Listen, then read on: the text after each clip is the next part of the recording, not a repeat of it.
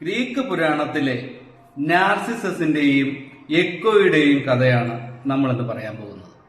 Echo എന്ന് പറയുന്നത് പുരാതന ഗ്രീസിലെ ഒരു വനപ്രദേശത്ത് ജീവിച്ചിരുന്ന ദേവതയായിരുന്നു.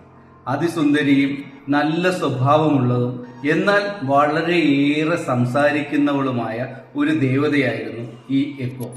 ഇവളുടെ സംസാരം കാരണം ചിലർക്കെങ്കിലും എക്കോയോട് ചില പരാതികളും ദേഷ്യവുമൊക്കെ ഉണ്ടായിരുന്നുവെങ്കിലും പൊതുവെ എക്കോയോട് എല്ലാവർക്കും വളരെ സ്നേഹമായിരുന്നു.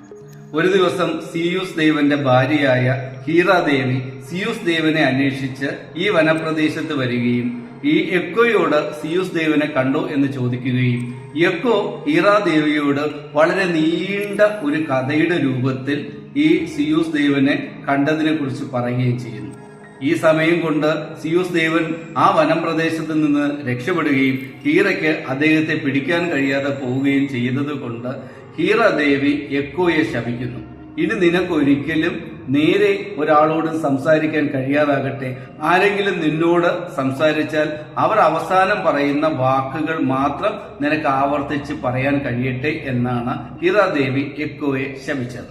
എക്കോ ജീവിക്കുന്ന ഈ വനംപ്രദേശത്തേക്കാണ് നാർസിസസ് എന്ന പേരായ ഗ്രീസിലെ ഏറ്റവും സുന്ദരനായ രാജകുമാരൻ കടന്നു വരുന്നത്.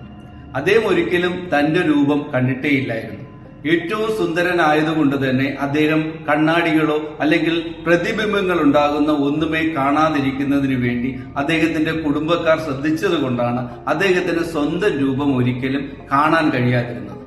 നാർസിസസ് എക്കോയുടെ കാട്ടിലേക്ക് വരികയും നാർസിസിനെ കണ്ട എക്കോയ്ക്ക് അദ്ദേഹത്തിനോട് പ്രണയമുണ്ടാവുകയും അദ്ദേഹത്തിന്റെ പുറകിലൂടെ എക്കോ തന്റെ പ്രണയം അറിയിക്കുവാനായി ചെല്ലുകയും ചെയ്യുന്നു.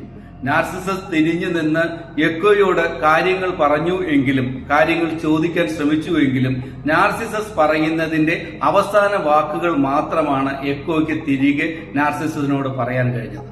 ഒടുവിൽ ദേഷ്യം കൊണ്ട് വിറച്ച നാർസിസസ് എക്കോയോട് ദേഷ്യപ്പെടുകയും ഭയന്നുപോയ എക്കോ സങ്കടം കൊണ്ട് കാട്ടിനുള്ളിലേക്ക് ഓടിപ്പോവുകയും ചെയ്യുന്നു.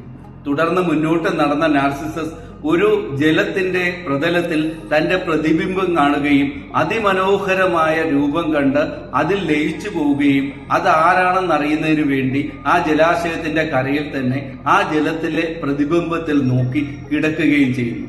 ഒരുപാട് നേരം ആ രൂപത്തെ നോക്കുകയും അതിനോട് സംസാരിക്കുകയും ആ രൂപത്തിന്റെ ഭംഗിയിൽ ലയിക്കുകയും ചെയ്യുന്ന നാർസിസ് ഒടുവിൽ ആ തടാകത്തിന്റെ കരയിൽ തന്നെ കിടന്ന് ആ ജലത്തിന്റെ സമീപത്ത് കിടന്ന് അദ്ദേഹത്തിന് ജീവൻ നഷ്ടപ്പെട്ടതായിട്ടാണ് ഈ ഗ്രീസ് പുരാണം പറയുന്നത്. ഇതാണ് ഗ്രീക്ക് പുരാണത്തിലെ നാർസിസസിന്റെയും എക്കോയുടെയും കഥ.